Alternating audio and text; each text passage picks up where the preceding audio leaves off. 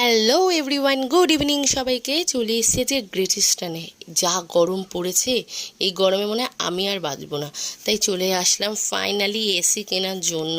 আর এখানে আসার পর ও দেখো টিভি দেখতেই দাঁড়িয়ে গেছে, মানে এখানে ভাবছে কোন টিভিটা নেবে, মানে কিনতে এসেছি এসি আর নিয়ে যাচ্ছে টিভি, এরকম একটা সিচুয়েশন ওর মধ্যে। তো আমি বলেছি টিভি ফিভি ছাড়ো, টিভি পরে হবে, এসিটা আগে নাও, সবার আগে এসিটাই ইম্পর্টেন্ট, কারণ এত গরমে টিভি না দেখলেও চলবে, কিন্তু এসি ছাড়া বাঁচা যাবে না। তো দেখো এখানে টিভি নেবে বলে, এই টিভিগুলো নেবে বলে ও দাঁড়িয়ে রয়েছে এখানে। আবার তাকে দাদাটা আবার ওকে বোঝাচ্ছে কতই না কিছু, কিন্তু আমার তো আর মন মানছে না কতক্ষণে এসির ইয়েতে যাব, মানে ওখানে যাব যে এসিটা পছন্দ করবো তার জন্য। তো দেখো আমি ওকে বারবার বললাম যদি টিভির কেনা হয় তাহলে তুমি একদম কিন্তু এই বড় স্ক্রিন নেবে, আমার বেশ ভালো লাগে বড় স্ক্রিনে সব কিছু মনে হয় ক্লিয়ার।